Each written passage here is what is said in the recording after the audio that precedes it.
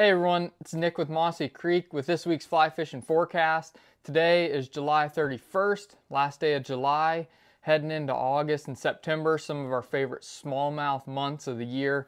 We'll talk about that in a little bit, but first on the docket, we got a little cool down this week. We're looking at about a 10-degree swing from last week.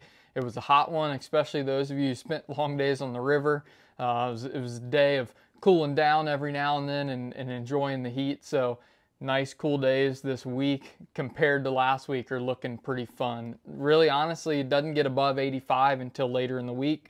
We've got some cooler evenings, so should mean a little more comfortable time on the water. You know, we're not really looking at any heat advisories or worried about water temps probably for the next week or so, and a great little reset. So doesn't look like a whole lot of rain on the way. There's some chances this afternoon. Looks like Thursday may be our best chance at some afternoon showers. So we'll keep an eye on that. But for the most part, it looks calm, pretty clear, and cool comparatively for the rest of this week. So last week, we had a couple random thunderstorms pop up.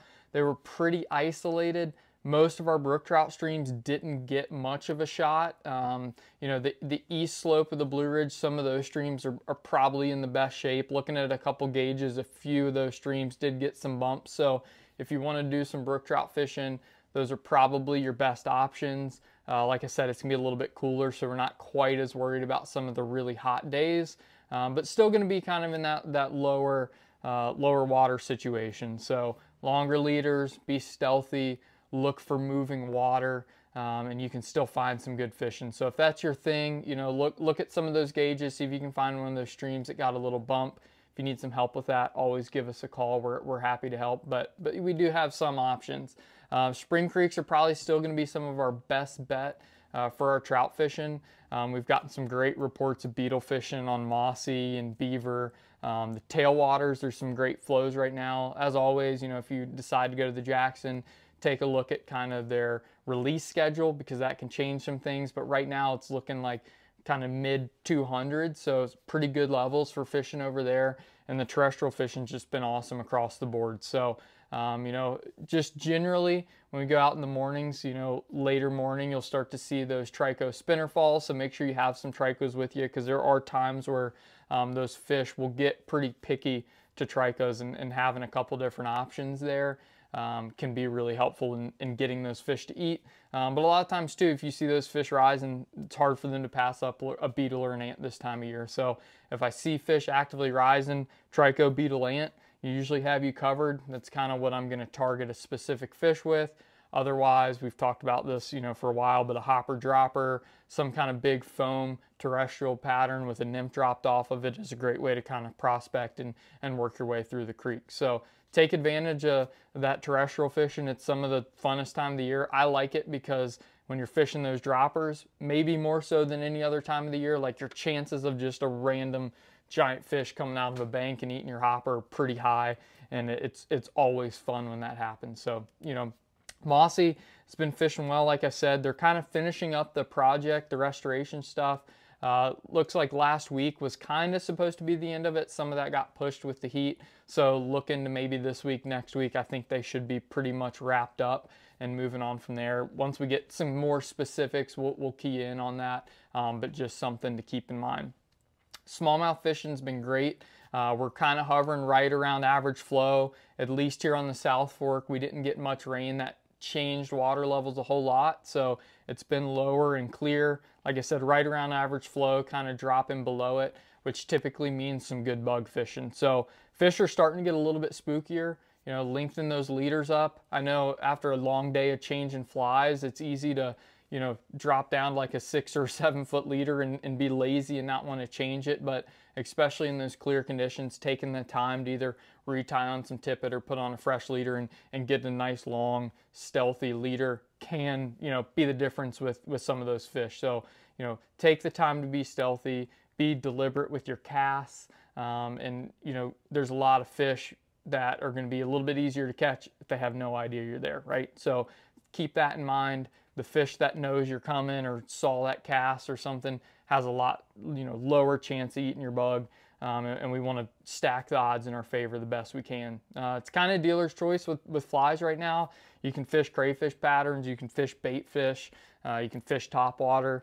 You know, a small white baitfish pattern, sparkle minnows, bunny muddlers, crelexes, that type of stuff, really good for pad numbers. You can catch a lot of fish and stuff like that this time of year. The crayfish patterns and hellgrammite patterns are always good for kind of that deeper water where you really need to get down and work the bottom. And, you know, topwater is always a great option. We love this time of year because typically, you know, mid-August into September can be some of our best bug fishing months. When I was on the water last week, saw a lot of fish just kind of hovering up at the surface, like really surface oriented, looking for bugs. We did pretty good on damselfly, imitations, cork bugs, different stuff like that. So this is a great time of year to take advantage of that.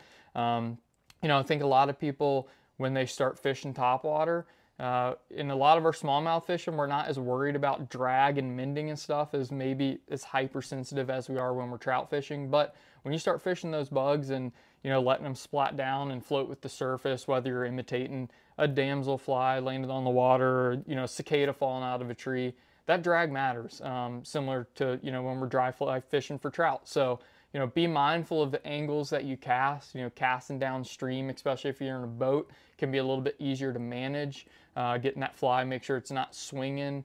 You know, and also as far as spooking fish, you can be a little bit more stealthy in some of those approaches. But, you know, if you're watching a lot of fish come up and nose your bug and not commit to it, think about that drag. Think about how maybe you could change your angle a little bit and just fish that maybe a little bit more natural. But coming into, like I said, coming into like middle of August and September is typically some of our hottest bug fishing of the year. We're pretty full for float trips in August right now, but September is actually, we've got some weekday openings. People are going back to school. You know, not as many people on summer vacation, so the rivers can be pretty open. It can be some of our favorite time to fish. So take advantage of that if you've got some openings.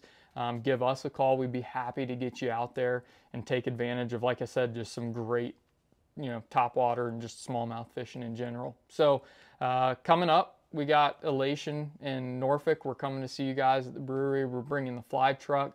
That's August 13th. That's a Sunday. As always, we'll have the truck loaded down with everything. We'll have, you know, our spooling machine if you just need a new line spooled up and don't want to deal with messing with it at home. We've got rods, we've got reels, we've got flies. We're going to have all kinds of stuff. So come check it out. If there's something specific you're interested in, maybe it's a new rod or a pack or something and you want to make sure we have it, give us a call. We're happy to kind of accommodate that, and we look forward to seeing you. So as always, give us a call if you've got questions, if you need access, if you need flies, whatever it might be. We're always happy to help, and we'll see you next week. Thanks.